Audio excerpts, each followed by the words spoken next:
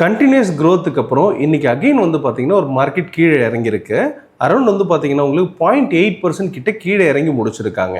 Market whole டேவே வந்து பார்த்தீங்கன்னா ஒரு சைட்வேஸில் முடிச்சிருக்காங்க. இதுக்கு ரெண்டு காரணம். ஒன்று வந்து பார்த்தீங்கன்னா ப்ராஃபிட் புக்கிங்கும் நடந்திருக்கு.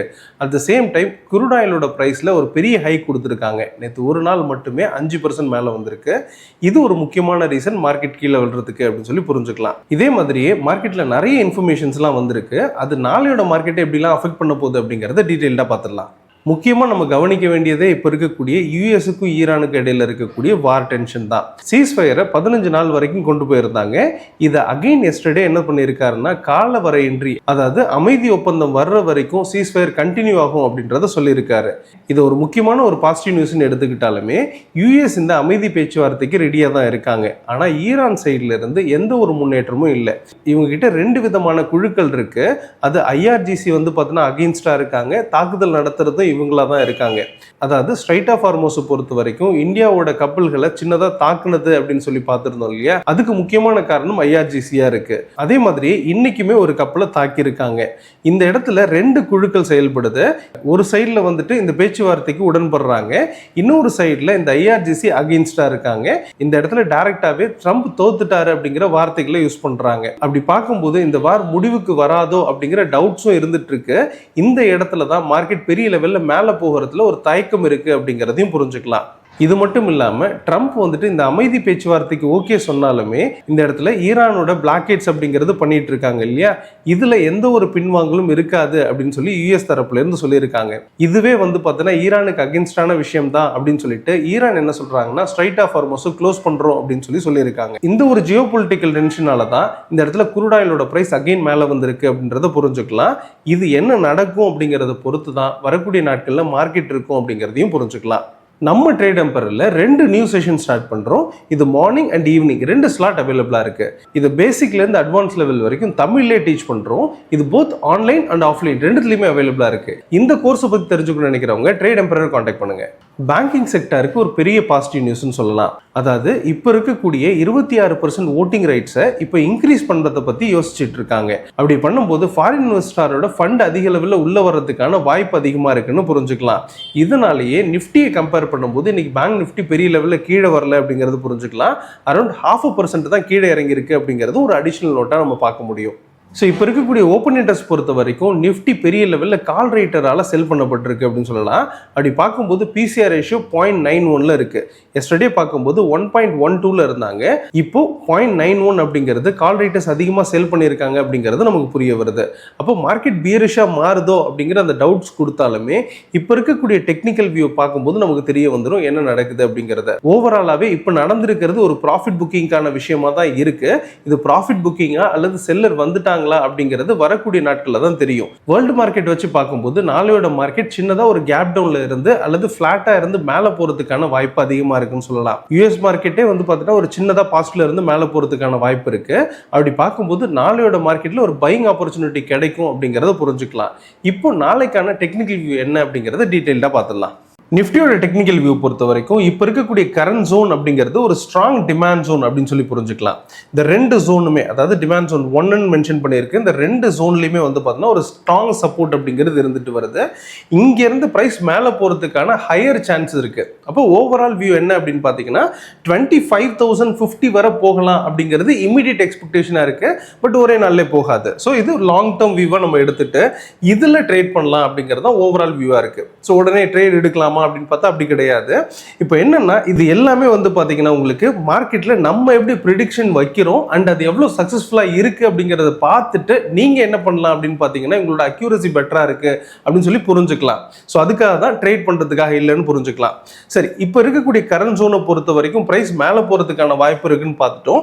அதுக்கு கன்ஃபர்மேஷன் அப்படிங்கிறது தேவைப்படுது. அது இந்த சப்ளை ஜோன் 1 இருக்கக்கூடிய 24,433 இதுக்கு மேல சஸ்டெயின் ஆச்சுன்னா பிரைஸ் இமீடியட்டா மேலே போறதுக்கு டார்கெட் டார்கெட் எடுத்துரும். அப் டு வந்து பார்த்தீங்கன்னா இந்த சப்ளை ஜோன் 2 இருக்கக்கூடிய 24,600 வரை போகும் அப்படிங்கிறது இமிடியேட் எக்ஸ்பெக்டேஷனா இருக்கு. அதாவது இந்த இடத்துல புல்ஸ் கண்ட்ரோல் எடுத்துருவாங்க அப்படிங்கிறது நமக்கு எங்க கன்ஃபார்ம் ஆகுதுன்னா இந்த சப்ளை ஜோன் 1க்கு மேல சஸ்டெயின் ஆயிடுச்சுனாலே நமக்கு கன்ஃபர்மேஷன் கிடைச்சிரும். அண்ட் இதையும் பிரேக் பண்ணுமா அப்படின்னு பார்த்தீங்கன்னா பிரேக் பண்றதுக்கான ஹையர் சான்சஸ் இருக்கு.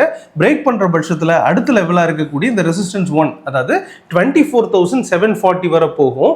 இதையும் பிரேக் பண்ணுச்சுன்னா அடுத்த லெவலா இருக்கக்கூடிய 25,050 வரை போகும் அப்படிங்கிறது எக்ஸ்பெக்டேஷனா இருக்கு. ஸோ ஓவராலாவே மார்க்கெட் மேல தான் போகணும் அப்படிங்கிறதும் அது சப்ளை ஜோன் 1க்கு மேல இருக்கிற பட்சத்தில் புல்ஸ் கண்ட்ரோல் எடுத்துருவாங்க அப்படிங்கிறது நமக்கு இந்த இடத்துல தெரிய வருது. சப்போஸ் இந்த பிரைஸ் மேலே பிரேக் பண்ணாம இந்த டிமாண்ட் ஜோன் 1 பிரேக் பண்ணுச்சுன்னா இந்த ரெண்டு லெவல் இருக்கு இல்லையா 24,350 அண்ட் 24,313 இது ரெண்டுத்தையுமே பிரேக் பண்ணுச்சுன்னா ஸ்ட்ராங்கா கீழே வர ஆரம்பிச்சிடும். அட்டு வந்து பார்த்தீங்கன்னா உங்களுக்கு சப்போர்ட் 1 இருக்கக்கூடிய 24,100 வரை வரும். அண்ட் அதையும் பிரேக் பண்ணுச்சுன்னா அடுத்தடுத்த லெவல் போறதுக்கான வாய்ப்பு இருக்கு. இது அட்டு வந்து பார்த்தீங்கன்னா இந்த சப்போர்ட் 2 இருக்கக்கூடிய 23,900 வரை வரதுக்கான வாய்ப்பு இருக்கு. ஸோ இந்த ஜோனை அதாவது இந்த டிமாண்ட் ஜோன் 1 பிரேக் பண்ணுச்சுனாலே டைரக்டாவே பியர்ஸ் கண்ட்ரோல் எடுத்துருவாங்க அப்படிங்கிறது ஓவரால் வியூவா இருக்கு. அப் டு 23,400 வரை வரும் அப்படிங்கிறது எக்ஸ்பெக்டேஷனா இருக்கு. பட் அவ்வளவு தூரம் இமீடியட்டா போகாது இல்லையா, அதனால இப்ப இருக்கக்கூடிய லெவல் மட்டும் கொடுத்துருக்கேன். என்ன நடக்கிறது அப்படிங்கறத பார்க்கலாம். நம்ம ட்ரேட் எம்பரர்ல டெலிகிராம் அண்ட் வாட்ஸ்அப் குரூப் செப்பரேட்டா மெயின்டைன் பண்ணிட்டு வரோம். இதுக்கான லிங்க் டிஸ்கிரிப்ஷன்ல கொடுக்குறேன், தேவைப்படுறவங்க கிளிக் பண்ணி ஜாயின் பண்ணிக்கோங்க.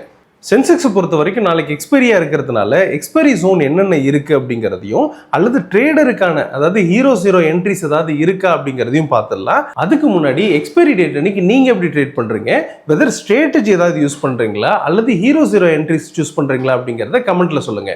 சென்செக்ஸோட கரண்ட் ஜோன் பொறுத்த வரைக்கும் இப்ப இருக்கக்கூடிய இடத்துல இருந்து பிரைஸ் வந்துட்டு மேல போறதுக்கான வாய்ப்பு ரொம்பவே அதிகம்னு சொல்லலாம். அதாவது இந்த டிமாண்ட் ஜோன்ஸ் அப்படின்னு சொல்லக்கூடிய இந்த 78,444 இருக்கும் 78,380 இந்த ஜோனுக்குள்ளார மார்க்கெட் வந்து பார்த்தீங்கன்னா ஒரு ஸ்ட்ராங் சப்போர்ட்டோட இருக்கு. அண்ட் மேலே போறதுக்கான வாய்ப்பு ரொம்பவே அதிகம்னு புரிஞ்சுக்கலாம். பட் மேலே போகணும்னா அது புல்ஸோட கண்ட்ரோல் எடுத்துருச்சான்னு நமக்கு எப்போ தெரியும்னா அந்த ப்ரைஸ் வந்து பார்த்தீங்கன்னா இந்த சப்ளை ஜோன் 1 இருக்கக்கூடிய 78,685 இதுக்கு மேலே இருந்துட்டாங்கன்னா ப்ரைஸ் வந்து பார்த்தீங்கன்னா உங்களுக்கு புல்ஸோட கண்ட்ரோல் எடுத்துருச்சு அப்படிங்கிறது நமக்கு தெரிய வரும். அது அதோட டைரக்ஷனாக இருக்கக்கூடிய 80,700 வரை போகும் அப்படிங்கிறது எக்ஸ்பெக்டேஷனாக இருக்கு. பட் இது ஒரே நாளில் போயிடாது, மல்டிபிள் லெவல்ஸ் இருக்கு, அது ஒவ்வொரு நாளாக கடந்து போகும் அப்படிங்கிறத புரிஞ்சுக்கலாம். அப்படி பார்க்கும்போது இந்த சப்ளை ஜோன் 1 பிரேக் பண்ணுச்சுன்னா ரெசிஸ்டன்ஸ் 1 இருக்கக்கூடிய 79,370 இந்த ஜோன் வரைக்கும் போகும். அண்ட் அதையும் பிரேக் பண்ணுச்சுன்னா ஃபர்தரா மேல போறதுக்கான வாய்ப்பு இருக்கு. அது இமிடியேட்டா 79,630 இந்த ரேஞ்ச் வரைக்கும் போகும்ன்றது எக்ஸ்பெக்டேஷனா இருக்கு. அதையும் பிரேக் பண்ணுச்சுன்னா ஸ்ட்ராங்கா மேல போகும். அப் டு வந்து பார்த்தீங்கன்னா உங்களுக்கு 80,700 வரை போகலாம் அப்படிங்கிற எக்ஸ்பெக்டேஷன் இருக்கு. சப்போஸ் இந்த பிரைஸ் இந்த டிமாண்ட் ஜோன் 1 இருக்கக்கூடிய 78,380 பிரேக் பண்ணி சஸ்டெயின் ஆயிடுச்சுன்னா பிரைஸ் கீழே போறதுக்கு டைரக்ஷன் எடுத்துரும். அதாவது பியர்ஸ் கண்ட்ரோல் எடுத்துருவாங்க அப்படிங்கிற அந்த கன்ஃபர்மேஷன் நமக்கு கிடைச்சிடும். அப்போ பிரைஸ் இமீடியட்டாவே டிமாண்ட் ஜோன் 2 இருக்கக்கூடிய 77,700 வரை வரதுக்கான வாய்ப்பு இருக்கு. அண்ட் அதையும் பிரேக் பண்ணுச்சுன்னா டிமாண்ட் ஜோன் 3 இருக்கக்கூடிய 76,940 இந்த ரேஞ்ச் வரைக்கும் வரும் அப்படிங்கிறது எக்ஸ்பெக்டேஷனா இருக்கு. ஸோ ஓவராலா சப்ளை ஜோன் 1 பிரேக் பண்ணுச்சுன்னா மேல புல்ஸ் கண்ட்ரோல் எடுத்துருவாங்க அப்படிங்கிறதும், அதுவே டிமாண்ட் ஜோன் 1 பிரேக் பண்ணுச்சுன்னா பியர்ஸ் கண்ட்ரோல் எடுத்துருவாங்க அப்படிங்கிறதும் ஓவரால் வியூவா இருக்கு. அப்போ எக்ஸ்பைரி டேட்ல ஆப்ஷன் செல்லர் எந்த இடத்தை சூஸ் பண்ணுவாங்க அப்படின்றத பார்க்கும்போது இந்த சப்ளை ஜோன் 1ஐயும் டிமாண்ட் ஜோனையும் 1ஐயும் ஆக்சஸா எடுத்து மூவ் பண்றதுக்கான வாய்ப்பு இருக்கு. அதாவது இந்த இடத்துல வந்து பார்த்தீங்கன்னா straddle, strangle, iron condor, iron fly இந்த மாதிரியான ஸ்ட்ராட்டஜி யூஸ் பண்ணுவாங்க. லாங் கால் பட்டர்ஃப்ளை ஸ்ப்ரெட் இந்த மாதிரியான ஸ்ட்ராட்டஜி யூஸ் பண்ணுவாங்க. அது இந்த ஜோனுக்குள்ளார இருக்கிறதுக்கான வாய்ப்பு இருக்கு. இதை டோட்டலா அவாய்ட் பண்ண வேண்டியதா இருக்கும். அதாவது ஒரு ட்ரேடர் இந்த இடத்த அவாய்ட் பண்ண வேண்டியதா இருக்கும். இந்த இடத்தை பொறுத்த வரைக்கும் ஆப்ஷன் செல்லர்ஸ் இந்த இடத்தை யூட்டிலைஸ் பண்றதுக்கான வாய்ப்பு ரொம்பவே அதிகம்னு புரிஞ்சுக்கலாம்.